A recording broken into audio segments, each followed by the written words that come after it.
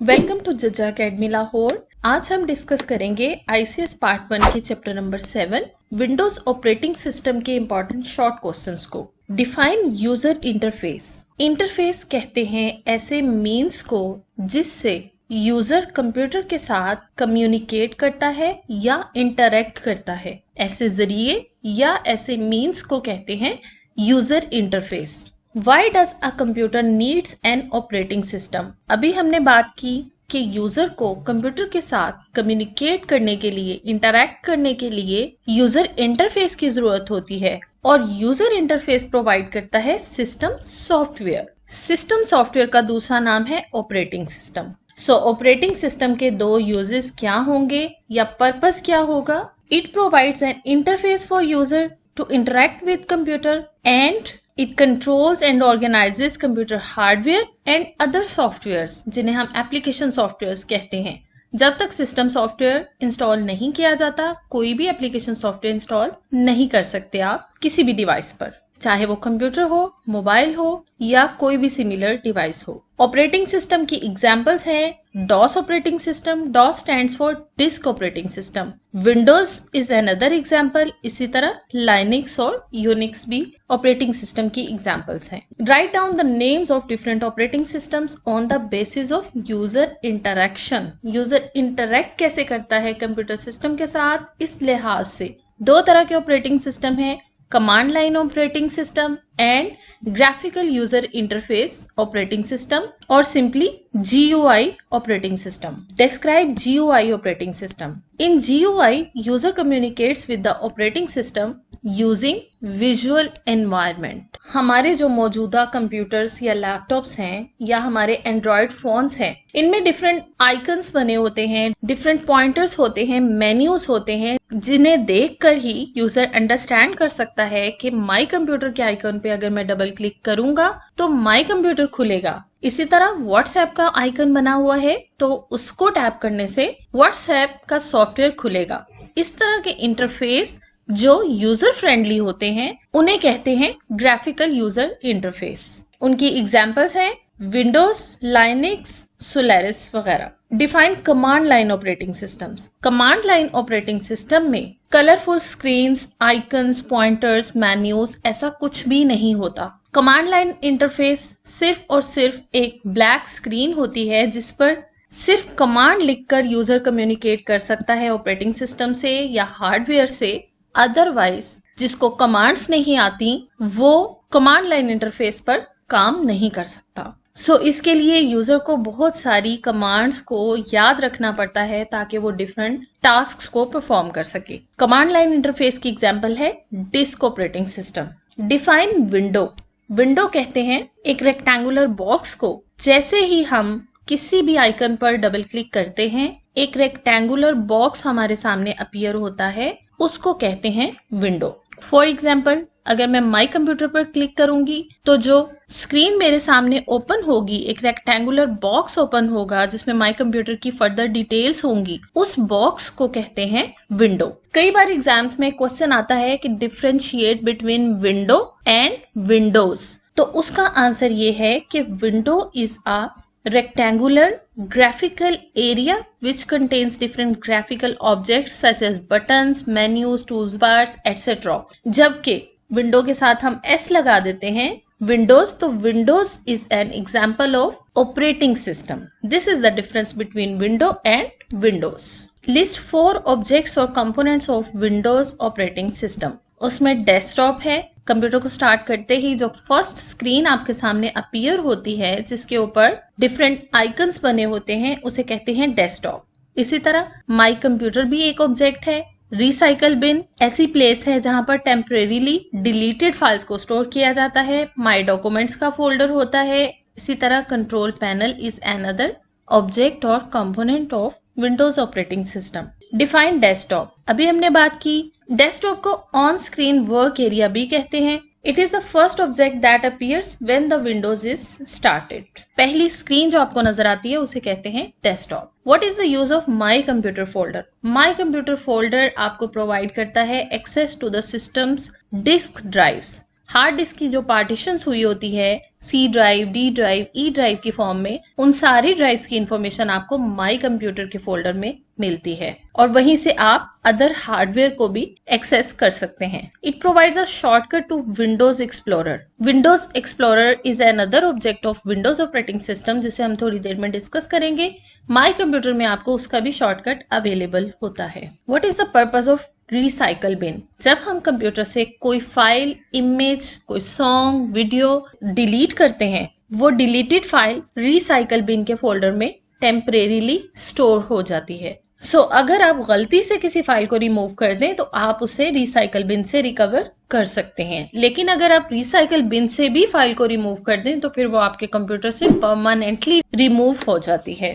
It's a temporary storage area. Next question is what is my document folder? जब हम कोई document create करते हैं, जैसे माइक्रोसॉफ्ट वर्ड का डॉक्यूमेंट है या माइक्रोसॉफ्ट एक्सेल की फाइल है, अगर हम उसे किसी स्पेसिफिक ड्राइव में स्टोर नहीं करते तो ऑटोमेटिकली जहां पर उस फाइल को कंप्यूटर स्टोर करता है उस फोल्डर का नाम है my documents folder. My documents का folder is automatically created when Windows is installed on your computer. It is used for saving documents.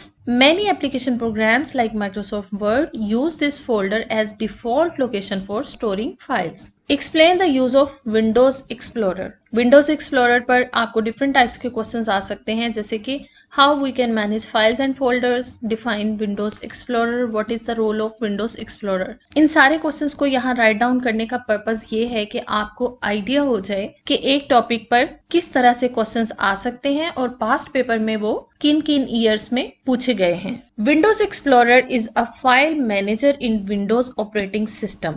Windows Explorer एक ऐसी जगह है, ऐसा फाइल मैनेजर है जिसमें से आप अपने कंप्यूटर में स्टोर तमाम फाइल्स, फोल्डर्स, सब फोल्डर्स, ड्राइव्स, सबको आप एक्सेस कर सकते हैं एक ही प्लेस पर, और उस प्लेस को कहते हैं Windows Explorer. It is used to manage files and folders on computer.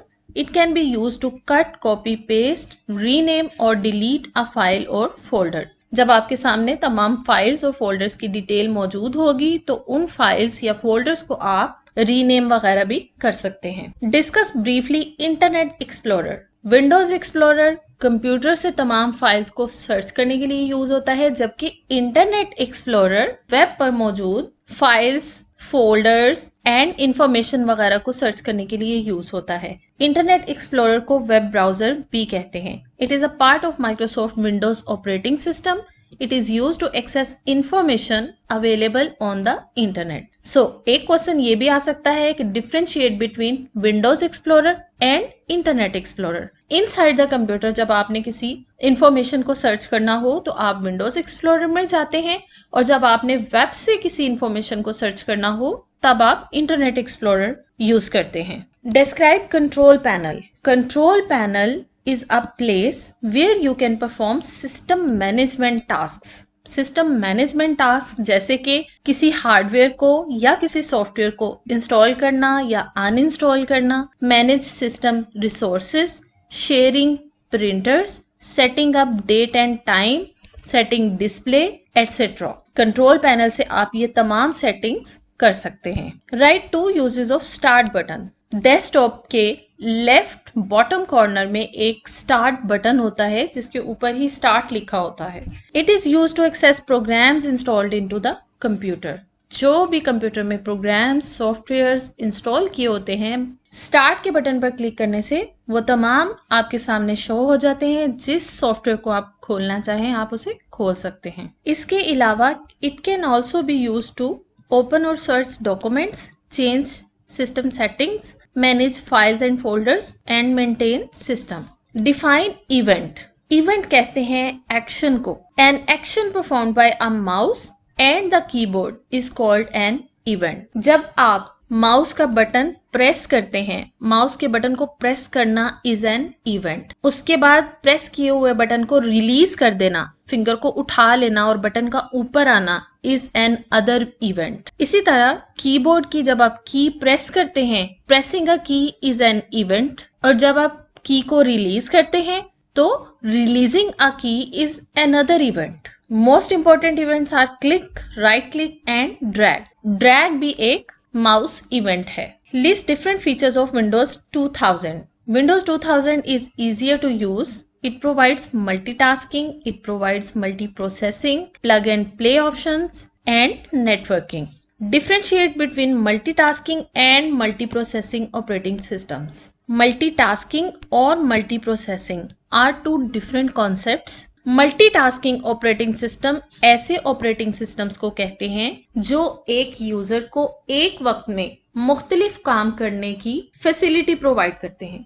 For example, आप एक वक्त में माइक्रोसॉफ्ट वर्ड की फाइल भी ओपन करके काम कर रहे होते हैं, साथ साथ सॉन्ग्स चल रहे होते हैं, साथ ही आप विंडोज एक्सप्लोरर खोल सकते हैं या इंटरनेट एक्सप्लोरर खोल सकते हैं। इसका मतलब ये है कि ऐसे ऑपरेटिंग सिस्टम्स जो यूजर्स को अलाउ करते हैं कि वो एक वक्त में मल्टीपल टास्क परफॉर्म कर सकें, उससे कहते हैं मल्टीटास्किंग ऑपरेटिंग सिस्टम्स। और मल्टीटास्किंग ऑपरेटिंग सिस्टम्स की एग्जांपल्स हैं विंडोज एंड यूनिक्स। उसके बाद सेकंड कॉन्सेप्ट है मल्टी प्रोसेसिंग ऑपरेटिंग सिस्टम्स का।